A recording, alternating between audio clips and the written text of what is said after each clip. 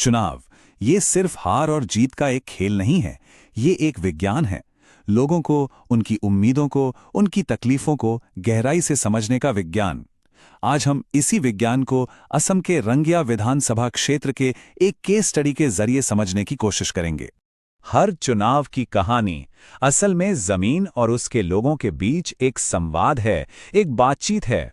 राजनीति कभी भी हवा में पैदा नहीं होती, वो किसी जगह की हकीकत, वहां की मिट्टी और वहां के समुदायों की आशाओं और निराशाओं से जन्म लेती है। तो चलिए सबसे पहले जमीन पर उतरते हैं, रंगिया के लोगों की नब्ज को महसूस करते हैं।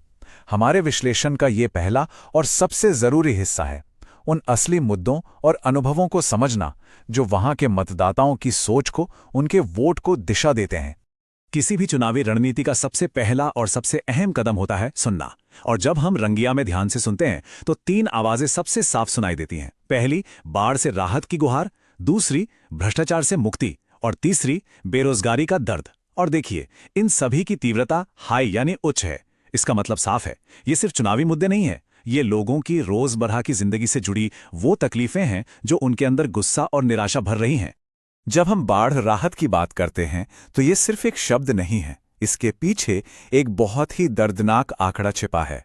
60 से ज्यादा, ये उन लोगों की संख्या है जिन्होंने 2024 की बाढ़ में अपनी जान गंवा दी। और ये दूसरा नंबर देखिए, 53,000। जरा सोचिए, 50,000 से ज्यादा लोग अपने घरों से बेघर हो गए। ये आंकड़े हमें उस आपदा के असली पैमाने का एहसास कराते हैं। तो सबसे जरूरी बात जो हमें समझनी है वो ये है कि डेटा की एक मानवीय कीमत होती है। ये सिर्फ नंबर नहीं है, इनके पीछे गहरा सामुदायिक सदमा है, टूटे हुए परिवार हैं और शासन पर भरोसे की वो कमी है जो सीधे सीधे राजनीतिक नतीजों को तय करती है। हर आंकड़े के पीछे एक मानवीय कहानी है और चुनाव में यही कहानियां हवा का रुख बदल देती हैं।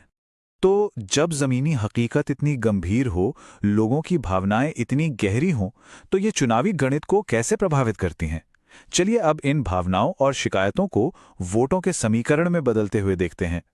रंगिया का चुनावी नक्शा कई समुदायों की उम्मीदों और चिंताओं से मिलकर बना है।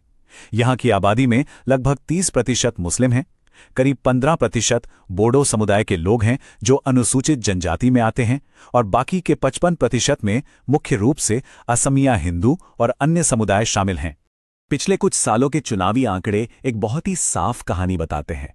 इसे द राइजिंग टाइड यानी बढ़ती लहर कहना बिल्कुल सही होगा। भारतीय जनता पार्टी का वोट शेयर 2016 में 40.72% था, जो 2021 में बढ़कर 52.11% हो गया।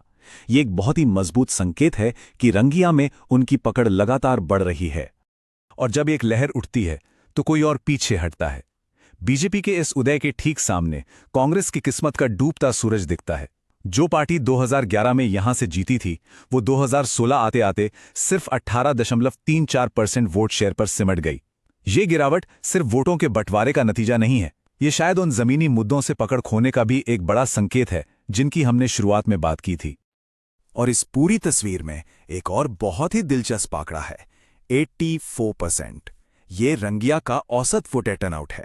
इसका सीधा मतलब है कि यहाँ के मतदाता खामोश नहीं हैं, वो बहुत जागरूक हैं, प्रेरित हैं और अपने हक के लिए वोट डालते हैं। उनकी आवाज को कोई भी नजरअंदाज नहीं कर सकता। ये जो जागरूक भागीदारी है, यही तो लोकतंत्र की असली आत्मा है। एक जिम्मेदार और सूचित संवाद जहां हर नागरिक की गरिमा का पूरा सम्मान हो। हमारे संवैधानिक मूल्य भी हमें यही सिखाते हैं। तो अब तक हमने जमीनी हकीकत को समझा, चुनावी गणित को देखा। अब थोड़ा और ऊपर उठते हैं और उस रणनीतिक चेसबोर्ड को देखते हैं जिस पर यह पूरा खेल खेला जाता है। वो कौन सी ताकतें हैं जिनका सामना किसी भी राजनीतिक प्रतिद्वंदी को इस मैदान में करना ही पड़ता है। किसी भी विपक्षी अभियान के लिए यहाँ की स्थिति को समझना बहुत जरूरी है। ताकत क्या है?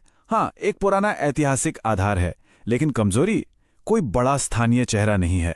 और पार्टी के अंदर की गुटबाजी, ये एक बहुत बड़ी चुनौती है। मौका का है? बिल्कुल है।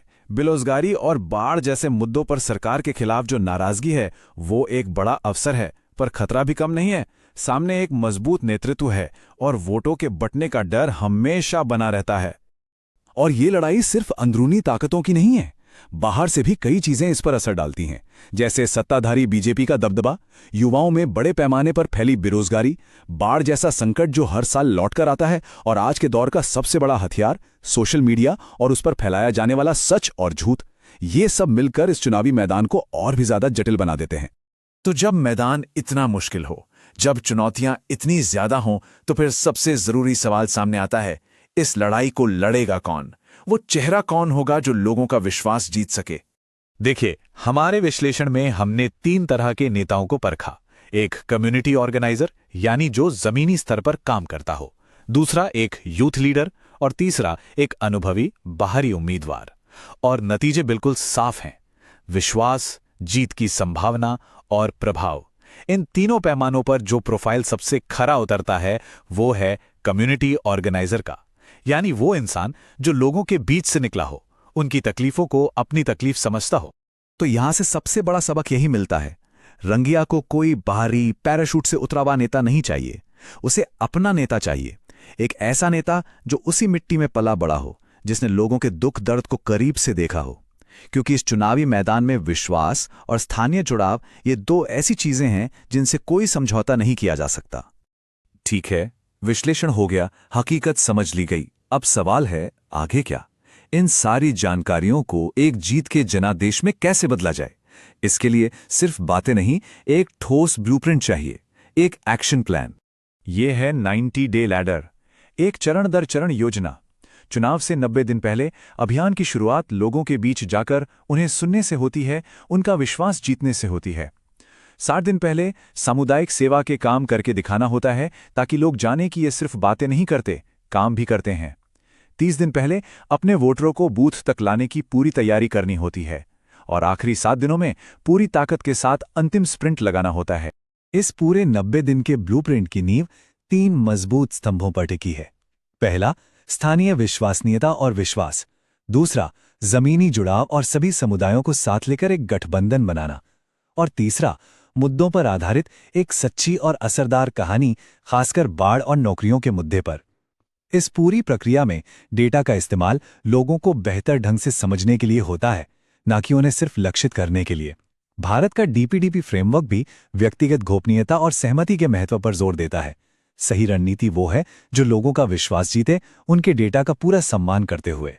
और अंत में ये पूरी केस स्टडी हमें एक बहुत ही बुनियादी सवाल पर लाकर खड़ा कर देती है, जनादेश मिलता कैसे है? क्या ये सिर्फ चुनावों के समय किए गए बड़े बड़े वादों से मिलता है, या फिर ये लोगों को सुनने, उन्हें समझने और उनका विश्वास जीतने की एक लंबी और ईमानदार प्रक्रिया से कमाया जाता है? शायद रंगिया का जवाब पूरे देश की राजनीति के लिए एक गहरा सबक है। If you want to become a people-centric leader and uplift your constituency, get in touch with blueprintstrategies.ai at mgr@blueprintstrategies.ai or call 080-4204-1602. Purpose beyond politics.